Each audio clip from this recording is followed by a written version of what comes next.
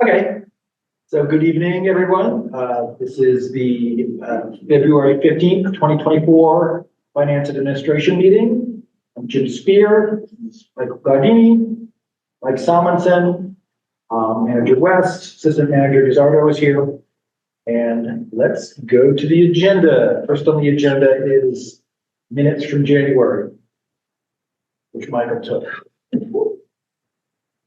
Has anyone had a chance to check them out?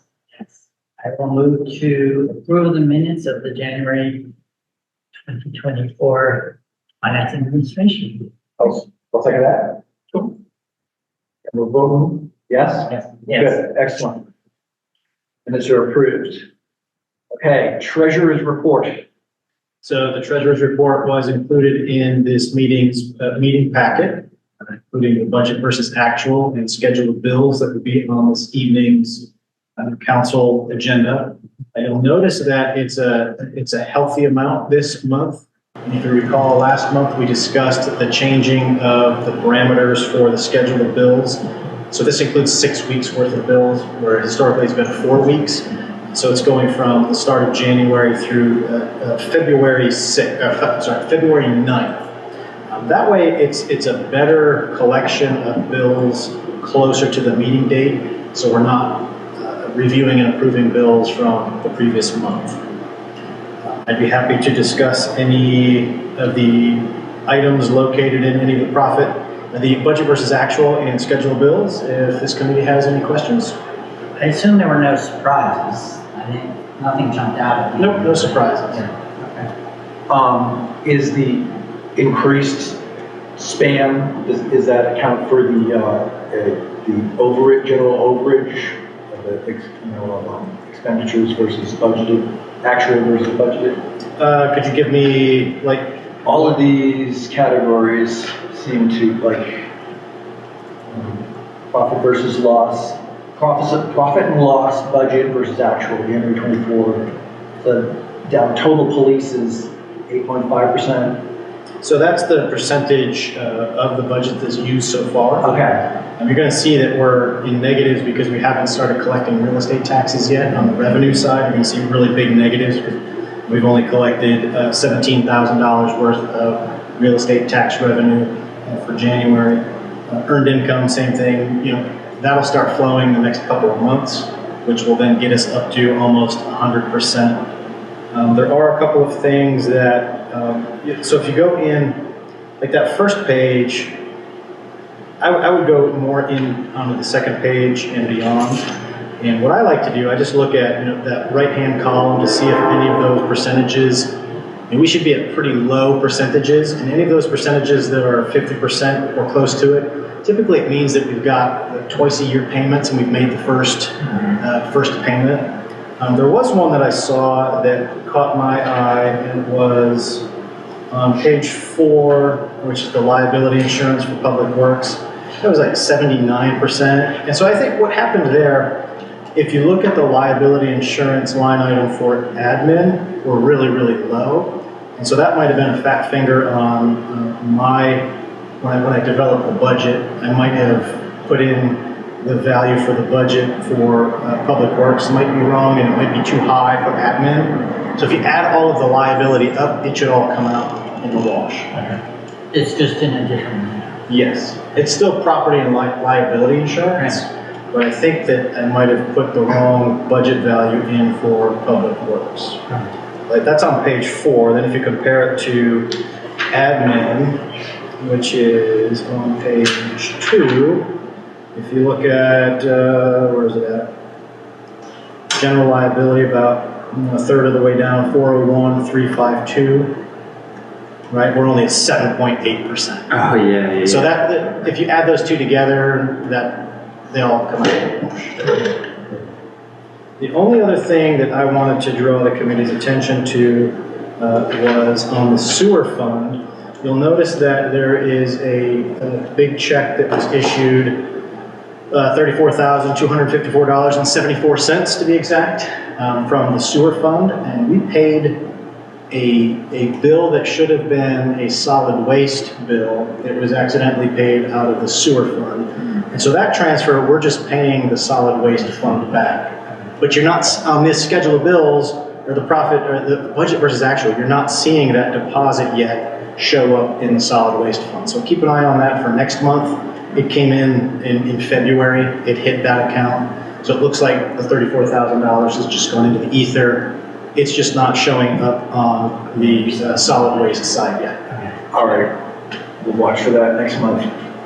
Sounds good. Any other questions? You guys? Thanks. As I said, there wasn't anything that really jumped out at me, so. Okay.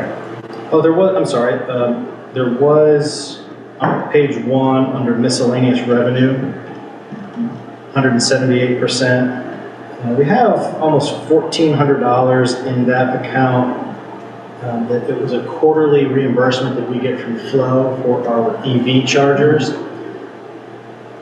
I don't think we've created a revenue account yet for that, and I'd like to do that sooner rather than later. I don't, as you've heard me during the budget making process, I don't like the miscellaneous category.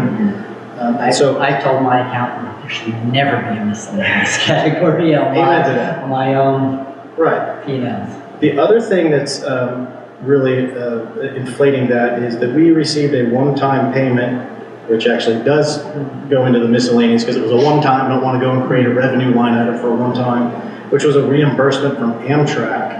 I guess late last year there was a storm that came through and some trees came down from the Amtrak right away covering Haverford. And so the borough's public works crew cleared it and got the road open, and then we billed Amtrak for that work, and they reimbursed us for it. Yeah. So those are the two big line items in that revenue account that are exceeding it beyond the budgeted $2,500. Those are the only things that I saw that I thought were interesting to talk about and draw your attention to. So you're talking about creating maybe a category for the Flow chargers? Since that's going to be a recurring revenue, Yeah. I would like to start documenting that to see how much revenue that's generated. That's great. And we have expenses associated with that Yes. too, right? Yeah, so it'd be nice to see. Yes, Yeah, will we have a Have that separate line item Yeah. for the expenses related to that? yes. Because I've already gotten an inquiry from a constituent about how much those charges are costing us. And that will come with time. Unfortunately, I don't have a good handle on that right yet. Right. But it would be good to, down the line. Yes, and I'm happy to announce to this committee that Barbicane Thornton, the CPA firm that council approved the contract for at the last meeting, will be in the office on Wednesday to sit down with me and the borough's bookkeeper to start our audit help. And these are the things that we'd like their help with to help us clean up how we are showing some of these things. We've had a lot of moving parts in the last year, one of which is the EV charging stations, and how can we better show that as part of our budget.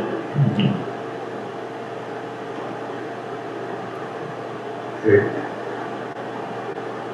So I did both. I also think, eliminating the miscellaneous category just helps with the transparency, the perception of transparency. A lot to think that we hide money or something, expenses, or whatever. The more you break it down, the more you break it into a line item, the more you can rebuild that, right? Agreed. We're never going to be able to get rid of the miscellaneous revenue. In our, in budgeting, once you create a revenue or expense line item, it stays on your company file, your books forever. And so you don't want to go and create like a one-off Amtrak reimbursement, and it was only once in 2024. Right? So it is applicable, but you always do try to minimize that and have to explain what those expenses or revenues are. So that interests me though. So we're getting payment from Amtrak for work done by Public Works. Yes. Was there any, expense incurred by Public Works? There was. Okay. There was. And so that's the other side of it also. Yeah. You can't just be looking at the revenue, you have to look at Yeah. the expense that occurred in 2023. That's the real conversation, that we're not gaining any revenue. It was a one-for-one. Yeah. Here's the time, effort, and equipment that it took for us to clear it, invoiced Amtrak, and it was a one-for-one reimbursement. So last year's Public Works expenses were a little inflated because of that. So if you account for that reimbursement, it brings it down to a much more manageable number. And do we have some sort of contractual arrangement with Amtrak for that, or it's just like, hey guys, this was your property, you cost us money? We have found that it is, if we wait for Amtrak to respond, the road would be closed for 2 weeks. quite a while. And so we found that it's more efficient for us, from the borough standpoint, for Public Works to go, make the improvements, and then bill Amtrak. And they didn't put up with us. Maybe we should build the bridge that way too. That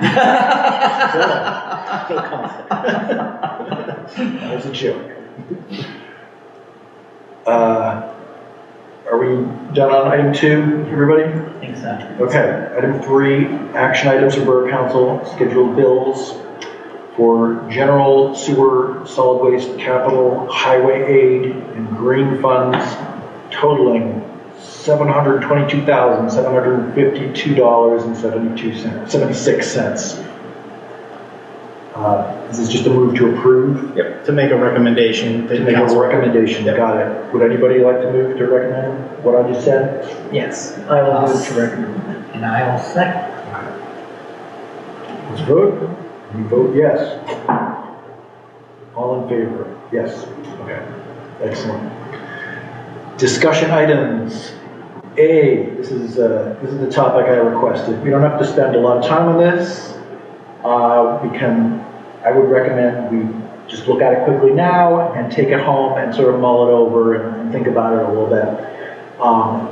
So it's listed here as item A, meeting recording policy, but it's really 2 things. It's really sort of the use of technology overall on how that integrates into council meetings.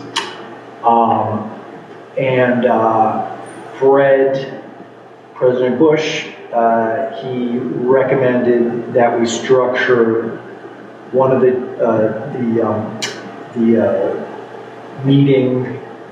online meeting portion of this through rules of council.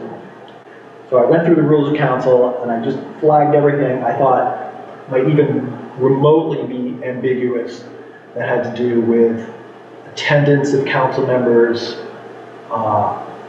potentially remotely versus in the room. I know there are legal requirements that a certain number of council people need to be in the room, and it's permitted that a number above the number of quorum can be remote on Zoom. But we don't really have rules about what those council members are allowed to do. Can they vote? At whose discretion are they allowed to vote? Do they have a right to vote? If the technology fails and they disappear off the meeting, what happens to their attendance at the meeting? What happens to the meeting which they may be expected to vote, and that could potentially affect the result of the vote. Anyway, a whole bunch of things. I think we should look at rules of council and just go through it.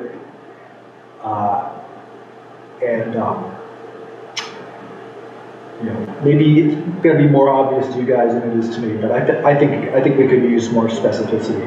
And I know that, when we were at the boot camp, they were talking about, can somebody be present in the room for quorum and then leave, and then the person online gets to continue the quorum. And I think that's a bad idea, even if it's technically allowed, so that kind of thing, I kind of feel like I never want to be in a position where somebody can challenge a vote taken by council because there was a quorum and then there was a quorum. So I err on the side of caution on that kind of stuff. But I think it makes a lot of sense. I'll also note that some people have said to me, it's hard to sometimes hear, and you know, there's a lot of glitching and things like that. I did notice when I attended the hearing last week, because I was sick and so I stayed at home. As long as the air was on, it's like a lot of background noise. And the other question that I think I mentioned to you, being sensitive to this, is that there's real-time closed captioning capabilities. Probably the real-time closed captioning is not great, I will tell you. So my daughter's new parent, we know exactly what that's like, but you know, to the extent it's available, we should probably make it available. And I don't think we do. Yeah, Zoom has the option of closed captioning, right? You can see it on the toolbar here. Yep. If I just click that, it'll just automatically start up, I guess. Right, but you'll see that it's, if you try it in real time, if you just want to hit it, you'll see it is pretty bad.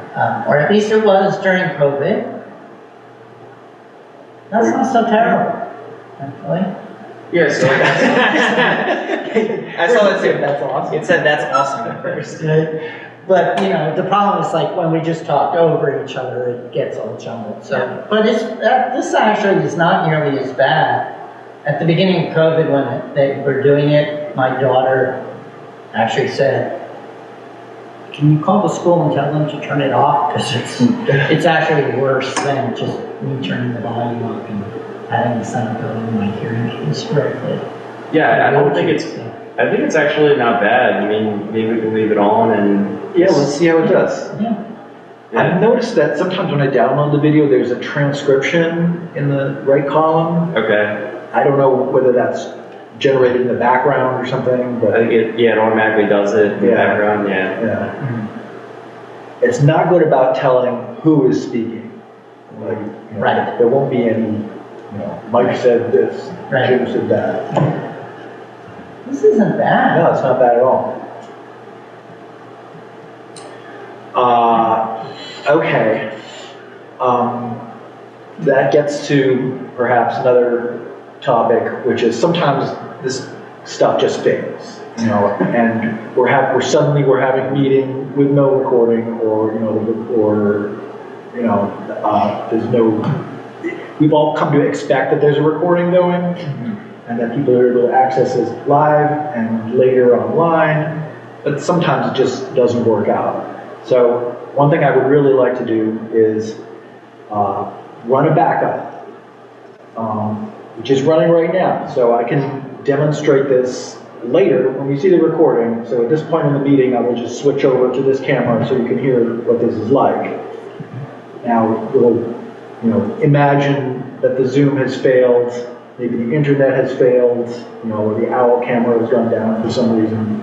We would have this footage here to splice into that later, just as a backup, So that's one thing I would like to sort of standardize. Is there a better setup for that secondary camera if we could invest in a minimal, something that would be more centric to give the wide pan? Yeah, so it does have sort of a wider angle view than you might imagine. Like it's, it's like like it's 110 degrees or something like that. And it's an excellent omnidirectional microphone. So in a pinch, it is great. It's really great. And you'll be able to, it's probably not picking me up right now visually, but you'll be able to see this when we play it back.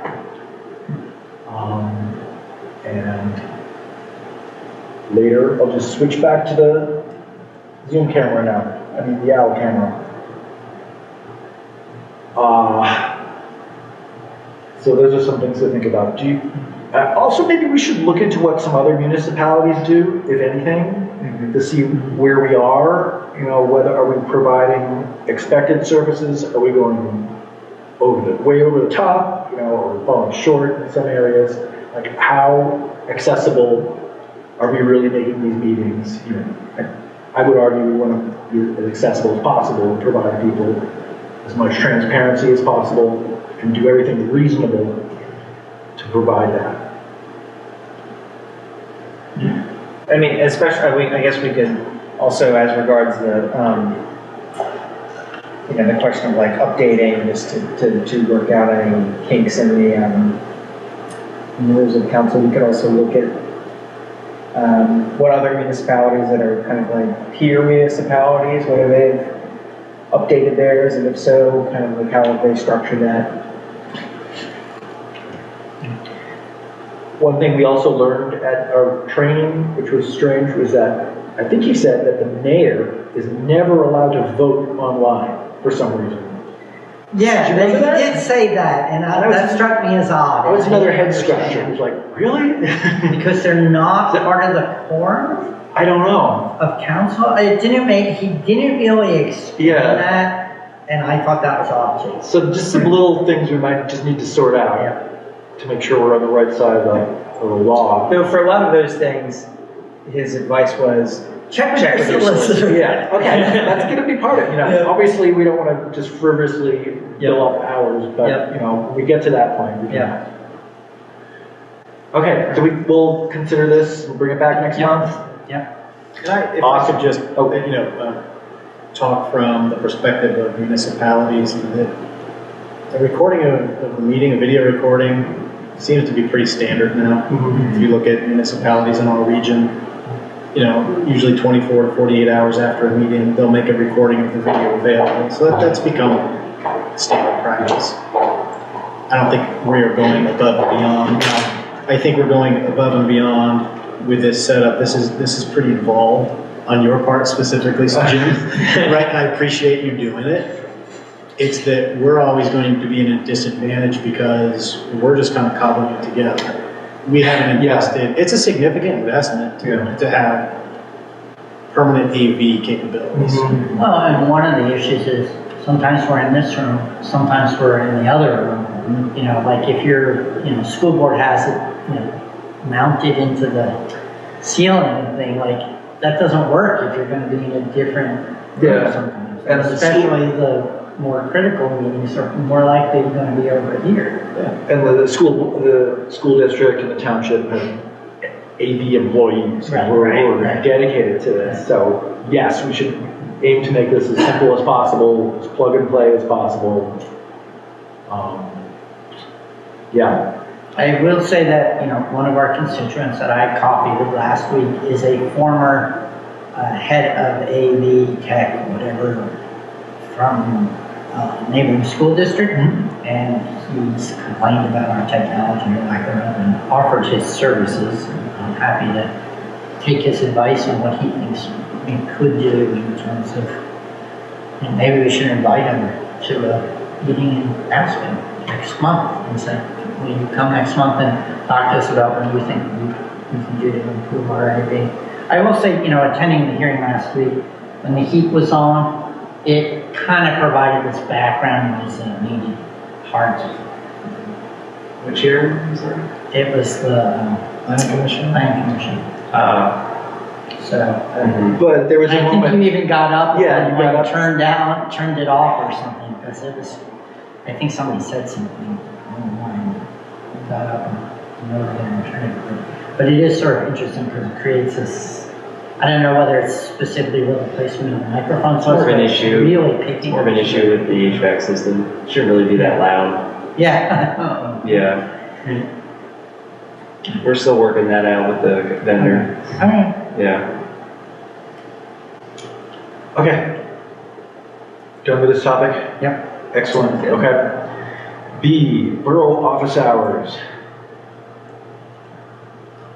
Thank you. So this agenda item came about from the past month and a half, working with Alan and Kathleen, our bookkeeper, and trying to identify some quick ways, simple ways that will help us manage productivity in a day-to-day, week-to-week. And we came up with an idea that we'd like to run by this committee, that we're not changing the hours of when employees are here. It's 8 to 4. What we're proposing is to only have the office open for walk-in traffic to conduct business, or like keep it closed an hour in the morning and then closed an hour in the afternoon. So we would be open until 9 to 3 for walking. We would still be here, we would be doing business. It just helps us. We work in an interrupted workspace, and it's impossible. If someone walks into the admin office, everybody hears it. So if someone is working on a focused project, everybody hears it, and everybody stops what you're doing, and it's really difficult to get really focused energy on high focused energy projects. And so we wanted to try this, and if you're interested in us trying it as just as a test case for a couple of months, to see if that would be a quick fix for us to really have some time in the morning to focus our energy to get some things done, and then close the day also in that same spirit. So didn't know what you all thought about that idea.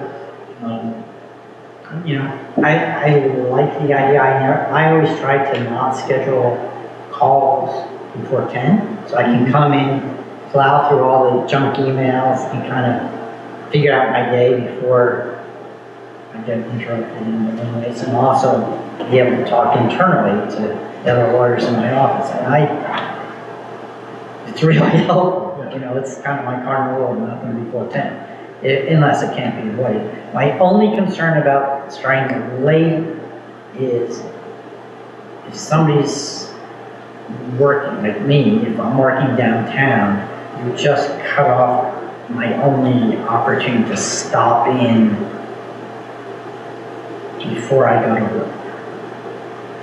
Right? So maybe like once a week you have, like maybe on Friday, because it's the end of the week, you have just opening, just so that the people who are working 9 to 5 can come in before they go to work.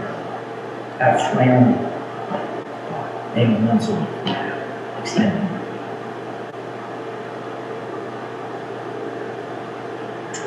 And I think that it makes total sense to me, especially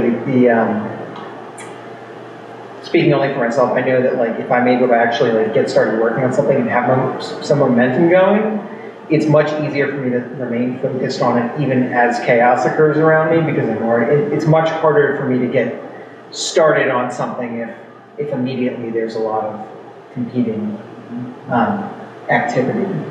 So that makes total sense to me as a pilot project. And I assume also with a pilot, since it would be a pilot project, you would have information on this many people mistakenly showed up in this period of time, and so you could kind of report back on whether it seemed like an issue versus it seemed to work. I was thinking for like a 3-month test period. To see it. Probably already, like I just said that thing about 8 to 9. Does anybody actually show up that way? Okay, so now, but as he was saying that, I was like, well, maybe I just made up an issue that doesn't exist. So, okay, I withdraw my. But no, but I thought that was a good comment. Is there a way to track any complaints that might occur between 8 and 9? Like people who showed up then and said, this was the only time I could show up? Yes. There is. Okay. Yeah, we would keep track of that. Okay. I'm sorry, go ahead. I was going to say, I think we're set up in a pretty, I think with everything being available, like one online, you can conduct all your business online, and two, we have a secure Dropbox outside. People can drop stuff through. Plus, typically, if they need to come in and actually have a discussion with us, it's usually like a developer or a contractor or someone. It's usually between the hours of 9 and 3 where that would occur. It's not like a first thing in the morning or the end of the day type thing, because like this is like a serious conversation we need to have with somebody that requires a meeting in person. So I feel like, I think the 9 to 3 would work. I don't really foresee like any issues with that, because like I said, you can pretty much do everything online, and if we're not here, you can drop in the secure Dropbox, like if you want to drop something off, Yeah. So. Does anyone ever come to like an online meeting, like a resident? Sometimes we'll do Teams meetings, yeah. You have to schedule those in advance or something. It's not like an open Teams hours. It depends on the person's preference, but we kind of do a mix. So we'll do a lot of our meetings virtual, but then sometimes people will want to come in and we meet with them like upstairs or, So. Do y'all have a ton of drop-ins post-COVID? It seemed like, I think it's kind of picked up, okay. maybe just a little bit. But Nothing like it was pre-COVID. It was wild. It was like every 10 minutes, there'd be somebody else come in. But after COVID, this is okay, so yeah. this is a lot better. Yeah. Okay. And I think maybe that also speaks to how good of a job the borough has done in making everything more accessible online. Like you can fill out we have MyGov now to submit any permits. You can pay for a parking ticket online. So, and you can also even request a parking permit online. So, yeah, we've just gotten much more customer friendly, I think. Yeah. Okay. Well, this seems like a perfectly Yeah. reasonable thing to do. Yeah. Okay. What do you need from us? Do you need us to recommend it, or do you need us to? Good question. I wasn't expecting it to go this fast, so maybe have a recommendation to bring it to all of council for approval. And maybe we can talk about it for approval at the March meeting. Yep, not tonight. Not tonight. Okay. Do we have to vote to recommend that? Yeah, I'll motion to recommend a pilot project for borough office hours 9 to 3 For a 3-month period? for a 3-month period. Open to the public office hours. Walk-in, yeah, sorry, walk-in office hours. Yeah, we will still be here 8 to 4. Yes. Okay. I'll second that. Okay. All in favor of that? Great. Great, thank you. All right. 2024 draft capital improvement budget discussion. Unfortunately, I don't You have, seconded it. I'm sorry. You seconded that? Yeah, second that. Sorry. I don't have anything to add from last month yet. This evening's meeting has been taking up most of my time, so Yep. I have not Yep. been putting much time into the capital improvement plan yet. All right. Number 5, review of ongoing projects.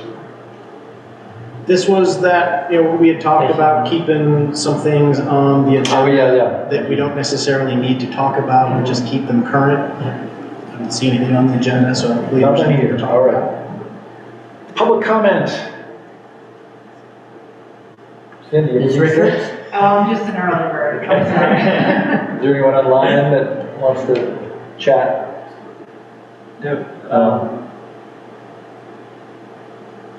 There's nobody there? There's nobody there. Okay, sorry, that's all.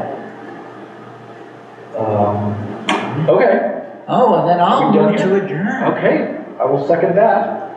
Let's do it. Move to adjourn, passes. Fantastic, we're adjourned at 6:37.